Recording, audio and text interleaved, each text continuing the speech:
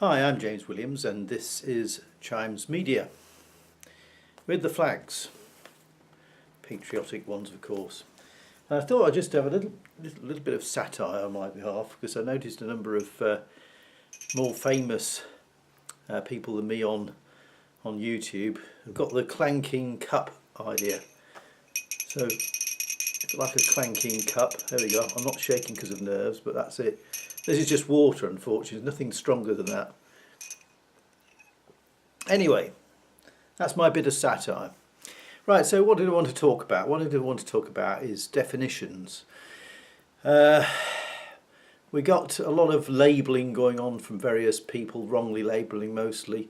I just find the left wing type people as most of the left wing, far left anyway, are just batshit crazy.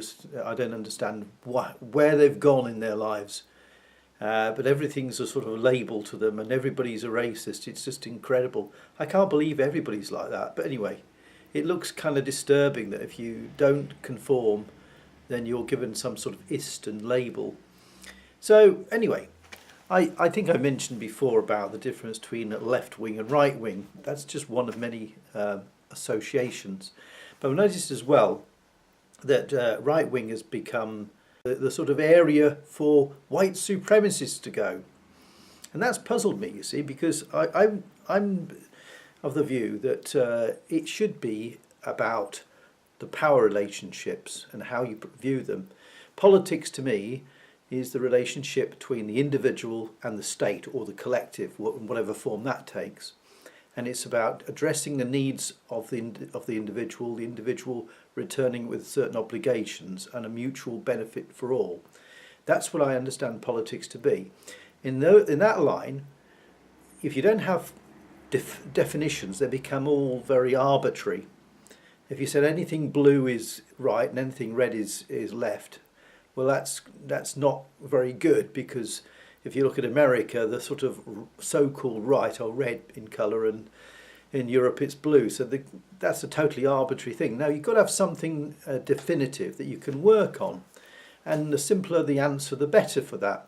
Now, if you are pro-state, if you want state control, if you are pro-state in the relationship between individuals and the collective, then you are left. You're a left-wing type person. And if you are for the individual rights, individual freedoms, as opposed to the state, in other words, you believe, as the Americans do, have the First Amendment, that makes you right-wing. That's got nothing to do with nationalistic pride. It's got nothing to do with flag waving. It's nothing to do with whether you agree with abortion or don't agree with abortion, or what religion you are. That's purely the definition, whether you're pro-state or pro-individual, and that's it. There's no need for loads of isms. They're attachments. They're sort of like add-ons.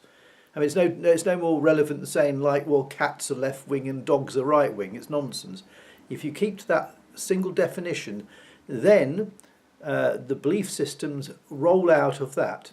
So you can have, say, a sort of glorification of the individual's race and creed, but it's the individual that counts, right? It's what you do with the power that affects it. So you can believe that you can have nationalistic pride if it's related to, because it supports individual freedom, then you could say it's right wing. If it's about furtherance of the state, that's left wing.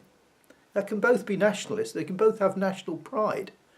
You know, as many in the olden days of the Soviet Union, that was a pretty so-called communist system. Many athletes performed for the benefit of the state. They did, sacrifice individually for their various training regimes and stuff like that for the state.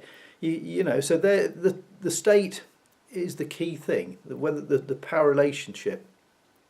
Now, the supremacist thing. Now, they got this thing about white supremacists are right wing. Well, that only applies, as I've said, it only applies if we're talking about glorification of the individual. But why only white supremacists? What about black supremacists or Tibetan supremacists or something like that? Is supremacy a condition of right wing or left wing?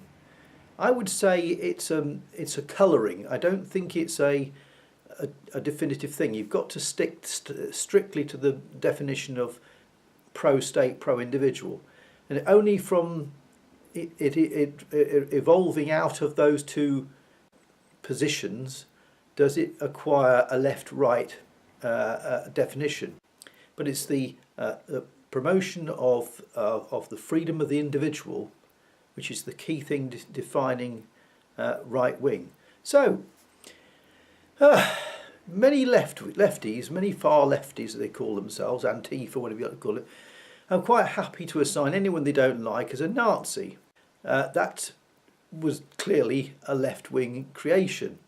The fact that they went to war with the communist Stalinist regime is neither here nor there. You get fallouts from the same side all over the place.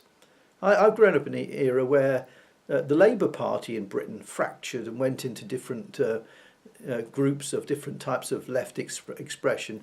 I mean, the Green Party grew from that kind of thinking, and so, but you know, so they don't always have to be allies and friends. They can have a common cause, but it's the way they express it that matters. But so the Nazis were not right wing unless they were to the glory of the individual, but without the use of the state to impose that. So anyway, that's what I'm just saying. Now, unfortunately, Tommy Robinson at this time is still in prison. I've been writing, a lot of people have been writing, I'm sure too. I've been writing to him to try and give him some literary comfort from whatever little bit I can do. And I intend to continue to do so until he is free.